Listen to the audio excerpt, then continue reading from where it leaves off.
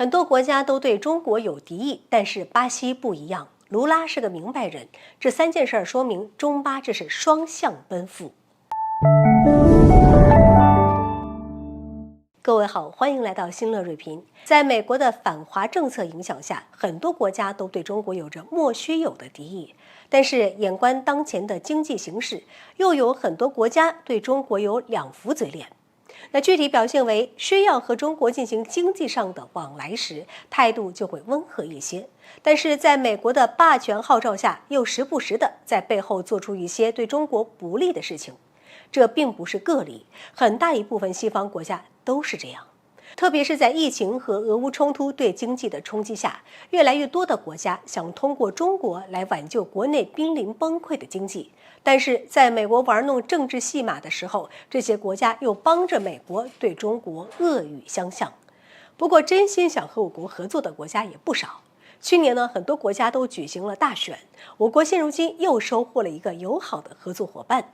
最近中巴传来了3个好消息。去年10月份，巴西的总统大选落下帷幕，卢拉打败竞争对手博索纳罗，重新回到巴西总统的位置上。其中的过程十分坎坷，但好在现在巴西局势整体稳定。巴西是农业大国，更是全球第2大玉米出口国。早在去年5月份的时候，我国就开始寻求从巴西进口玉米，但在这之前，我国很大一部分玉米都是从美国进口的。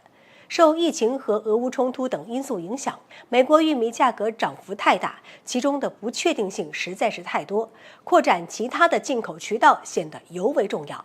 这样一来，我国就开始尝试从巴西进口玉米。就在最近，装有5万吨的巴西玉米运输船安全抵达江阴码头。这还是第一次有巴西的玉米来到江阴码头。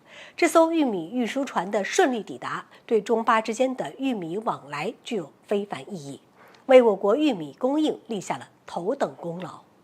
相信有了玉米这条纽带，中巴之间的关系也会越来越好。但中巴并不只有玉米上的合作。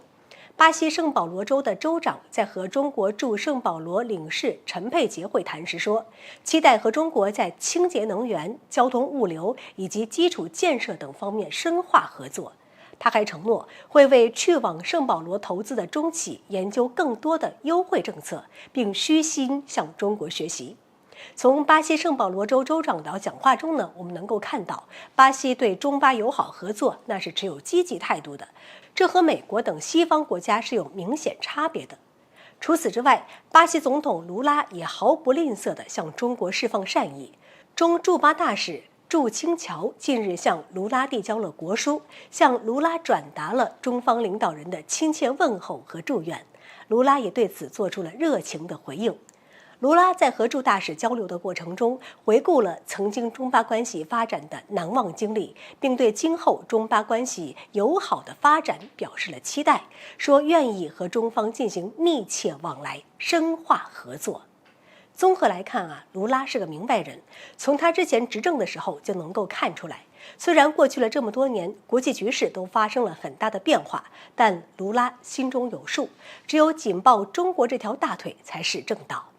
好了，本期节目就到这里，欢迎各位点赞转发，留下您的精彩评论。